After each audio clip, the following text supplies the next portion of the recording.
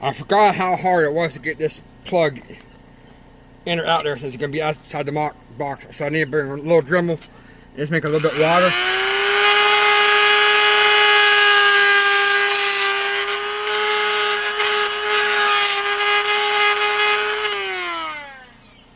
And let's see, that thing will pass through there now.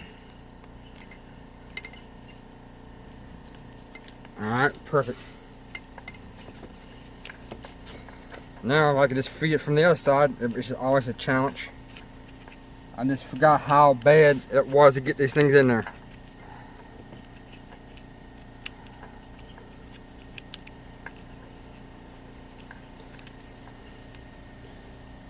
Let me give it a little work.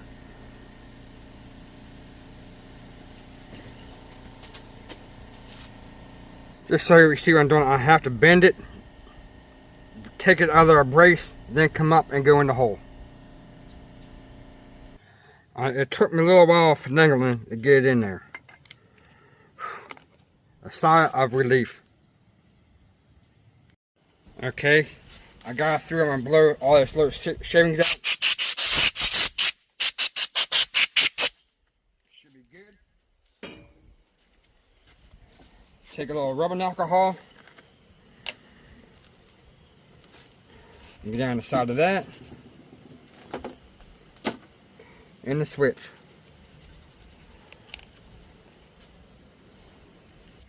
Okay, this is one thing about doing different things. I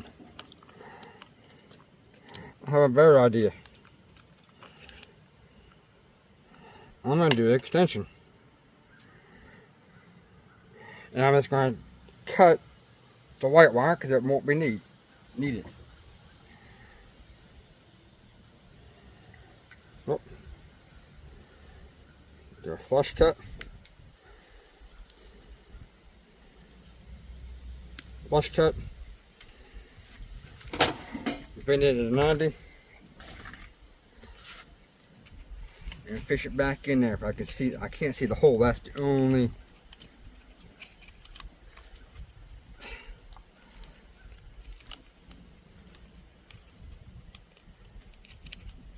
Alright, there it is. See it break through. Break on through to the other side.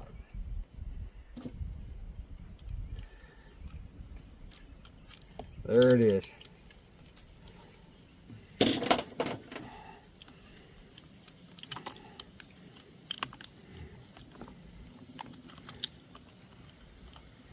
And remember, the blunt goes on the outside of the receiver.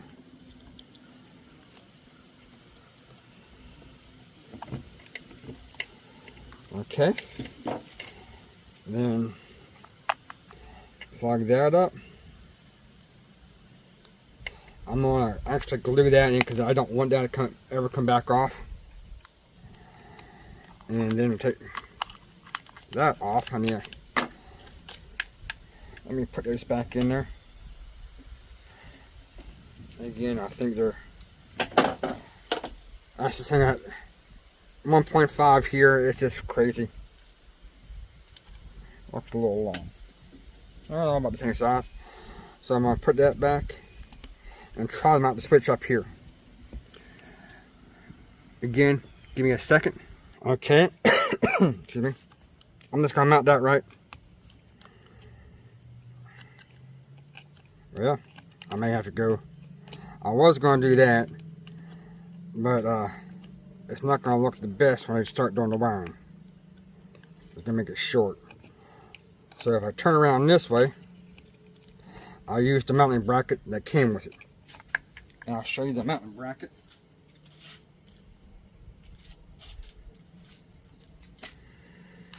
It's going to be really hard to see. Ooh, boy, it's small.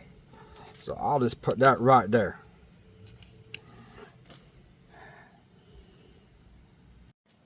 Okay, I'm back. I don't really have a screwdriver that small for this switch to take out these tiny, tiny Phillips screws. I got a flat blade, so I'm just doing a little bit at a time. I'm getting close. Only thing is going to just take these tabs off.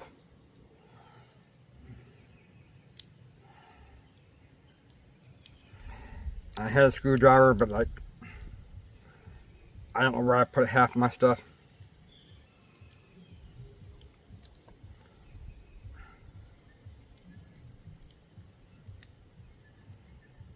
There it is. So the only thing I'm doing is putting that cover on to take up less room. So as I turn around right way. And I won't bore you. Okay. Little T is work getting that on there. So just going to do a few little things. Get that, see how they're going to look around. Oh my god, I do everything I not wanting to do. I'll get back in there. Okay, I just plugged it in. See how I need for wires. How it's going to look, everything tucked in there.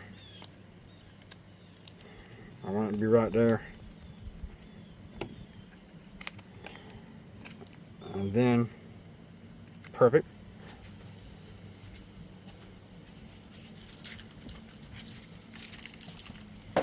The multi-purpose sticky tape.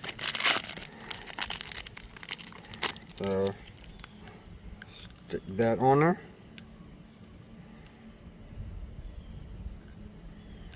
Then trim off what I don't want. Oops, look where I looked.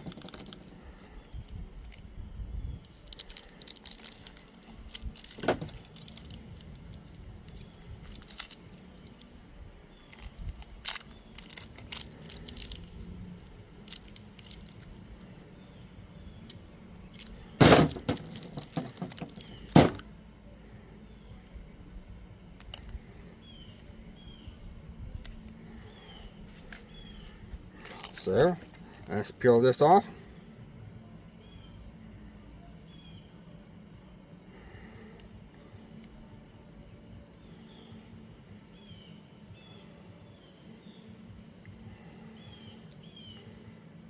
You know it's sticky when it sticks to its own removable paper. So we got power. I'm going to cover that hole up and press it down.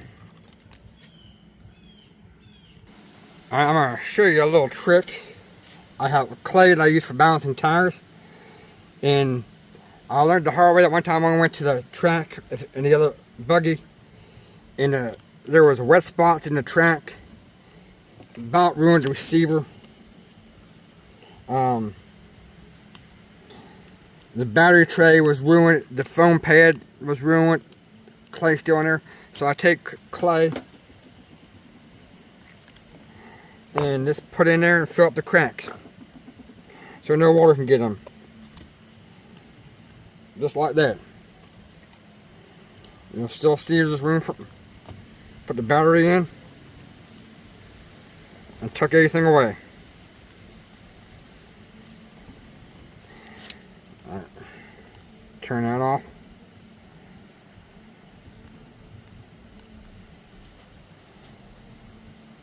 Everything's off. You need to hold it on for the Lipo so it'll work. If you just tap it, it'll be on NIM. So we're going to put everything in there. Tuck it out of the way if I can find the stuff I had. Alright.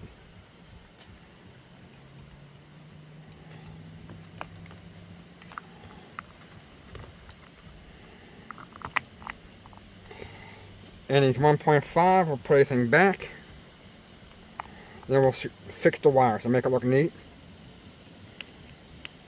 Also, I had that coming on down on one of my buggies, and every time I give it a throttle, the servo would act weird. It's taking power from it. So I always check these connections and secure them. Since I can bring that there, I can bring that down. I'm just going to get some wire ties. Okay, we're definitely getting way close to fire up time. I got the batteries charged. If you don't have these are close-in cutters for cutting wire ties. They don't leave no sharp edges. I highly suggest you get them. So I'll tuck the wires back down, put the receiver box cover back on. Everything is tight and compact. Sure came off easier. Come on, get over there.